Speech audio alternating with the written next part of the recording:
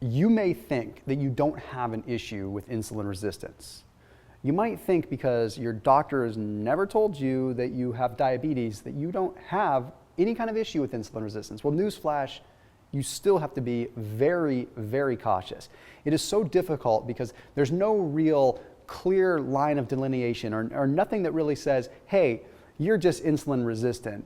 It usually just flashes straight up to diabetes. So people think just because they don't have diabetes that they don't have insulin resistance. Well, I will tell you that every step that you're taking in the wrong direction is going to contribute to you developing more and more insulin resistance. And insulin resistance could pretty much be a contributor to just about every disease state that's out there. It's very, very powerful. So in this video, I'm simply going to give you ways that you can improve your insulin sensitivity and thereby decrease your insulin resistance. So this is for those that are not diabetic, or this is for those that are diabetic. But it should be for everybody, because if you're insulin resistant, then you're not going to burn fat and you're not going to get the body that you want. You're not going to feel the way that you want to feel. So we're going to break it all down. I'm going to tell you what to do to improve your insulin sensitivity and decrease your insulin resistance. Let's go ahead and let's dive right in. The first one that I want to talk about is fasting. Now, this comes as no surprise, right? Thomas DeLauer talks about fasting constantly. However, this is coming at it from a different angle. Fasting is great for body composition. Sure, we burn fat. Sure, we look great. Sure, it's convenient. But what about when it comes down to insulin sensitivity? Well, at Digestive Disease Week in 2019, a lot of new science was unveiled. Now, in one particular study, they took a look at subjects that were going through Ramadan. So they went 30 days with no food or water in this particular case from dawn to dusk. Okay, so basically about 14 or 15 hours or so of fasting. So to some degree, it was kind of like intermittent fasting. Well, they found some interesting things out. They did their blood work before they started, right after, and then 1 week after. Well, they found that all the subjects that went through the fasting had an increase in what was called tropomyosin. Now, tropomyosin is not that astonishing at first, right? Tropomyosin is usually involved in muscle contraction, whether it's skeletal muscle or cardiac muscle. So at first, it's kind of like, all right, no big deal. But there was such an increase in it that it had to be investigated. So they found that tropomyosin also has some other effects. It has some effects on actually helping the cell become a little bit more adapted to utilizing glucose at the right point in time. So what that means is it basically made it so that the cells are able to increase the glucose they need to use at a specific point in time, thereby decreasing our insulin resistance and improving our insulin sensitivity. And it does this via some other pathways. It does this via some genetic pathways. So by increasing the amounts of tropomyosin through fasting, we are legitimately reducing our insulin resistance. So I don't suggest that you just jump on the bandwagon and start doing a ton of fasting, okay? I mean, if you already fast, great, but if you're looking to get started with it, first of all, I have plenty of other videos on my channel, but second of all, just follow what this study did, okay? Do some sort of Ramadan-style fasting for 30 days and see if you feel a lot better. Go from dawn to dusk without eating. Or simply put, just go 14 or 15 hours without eating and eat during those other periods of time. I don't want to overcomplicate it. I just want to give you the basic tools so that you can start improving your insulin resistance. The next piece that we have to talk about is simply not snacking, okay? We have been told for so many years that snacking is good when it comes down to weight loss. We've been told that it helps rev up our metabolism because we're constantly eating and it constantly keeps the fire burning. It doesn't quite work like that when it comes down to our metabolism. In fact, there are some studies that completely debunk that. One study in particular found that 2 meals per day, 2 larger meals per day, was much more effective at improving insulin resistance and improving body composition than 6 smaller meals per day. So this study took a look at 54 participants with type 2 diabetes. Okay? So they put them on isocaloric equal macro diets. So basically, the calories were the exact same, the proteins, fats, and carbs were the exact same between these two groups, except one group ate 2 meals per day and one group ate 6 meals per day. Okay, so they just divvied up the meals differently, same energy, same calories, all that stuff. Well, they found that at the end of the study, the group that ended up consuming the 2 meals per day lost over 8 pounds, and the group that consumed the 6 meals per day lost about 5. Then the group that consumed the 2 meals per day had a significant reduction in their fasting glucose levels. Okay, so their glucose was already naturally lower, which just makes sense because you're going a longer period of time without having food coming in the system. But lastly, the group that ended up doing the 2 meals per day had a significant improvement in their insulin sensitivity. Their bodies became more sensitive when they did consume food, which makes sense, right? The longer you go without food, the more that your cells want to glom onto the nutrients that do come in when you do finally eat. So what's the difference if you're eating the same amount of calories, you're just spacing it out a little bit different? You're giving your body a break. You're giving your body a chance to heal. If you're constantly fueling it, then it never has a chance to learn how to use itself, or it never has a chance to learn how to adapt. It's like spoiling a child. Okay? If you're constantly giving them toys and you're constantly giving them something so that you can go do other things, do you think that that child is going to end up a good member of society? No. The same thing with your body. If you're constantly feeding it, then you're making it so that it never has an opportunity to function on its own. So it's very important that you don't snack and you go periods of time without meals. It will help you, I promise you. Okay, now this next little section I want to talk about is all about foods that you can be consuming. Okay, so this is going to be different things that you can add to your diet that are going to help you with insulin resistance. So all the other things have been about taking away. Now let's talk about adding. Okay, so the first thing that I want to recommend that you add in is going to be soluble fiber, generally by way of flax and chia. Now some people might negate flax and chia simply because they're somewhat phytoestrogenic, but you're not going to be having tons and tons of it. I just want you to be getting soluble fiber in, and I'd rather you get soluble fiber from a good omega-3 form than some of these other forms.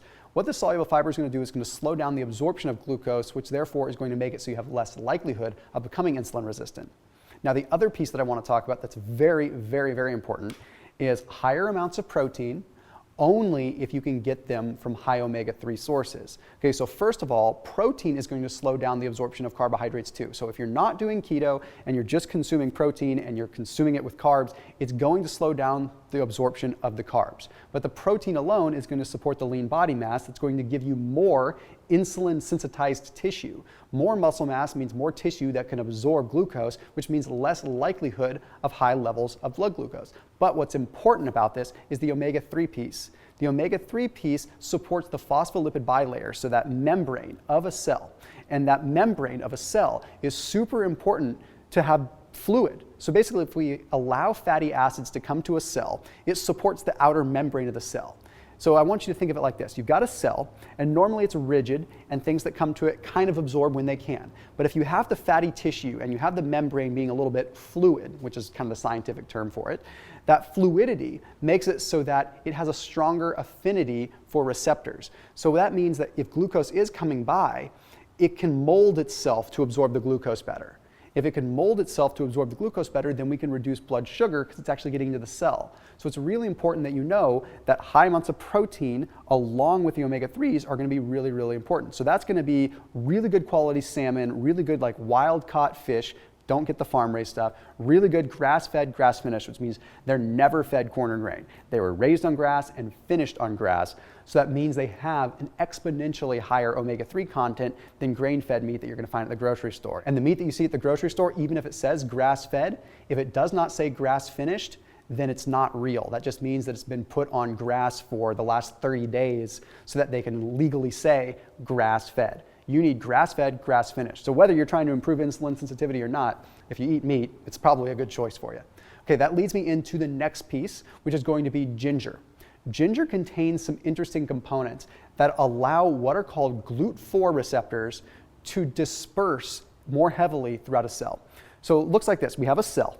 Okay, glucose comes to the cell, and when glucose comes to the cell, GLUT4 receptors come to the surface of the cell to absorb the glucose. It's like the butler greeting someone at the door, okay? So the GLUT4 comes to the edge of the cell, says, oh, welcome in, glucose. Well, if the GLUT4 is just kind of sleepy and he's not coming to the door very fast, then the glucose isn't gonna come in, okay?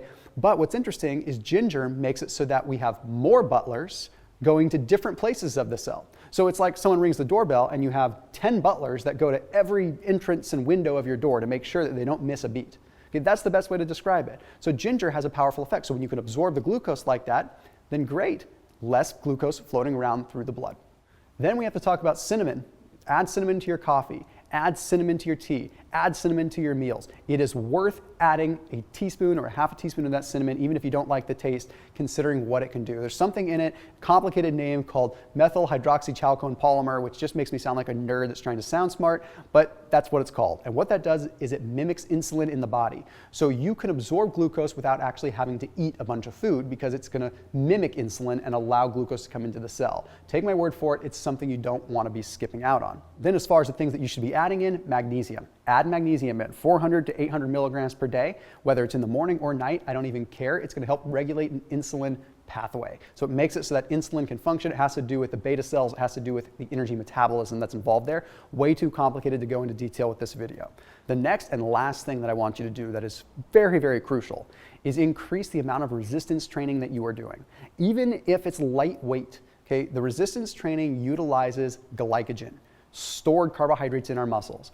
When we use those carbohydrates for energy, then our body has to replenish it with other carbohydrates, which means the carbohydrates that you are consuming or that are floating through your bloodstream, rather than floating through your bloodstream, will get stored back into the muscle because you just depleted those. So it's tit for tat. Let's say your quadricep muscle gets worked out and all the carbohydrates leave your quadricep.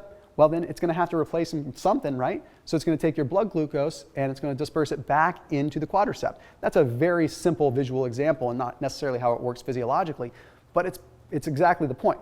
The other thing is studies have shown that resistance training increases what is called APPL1.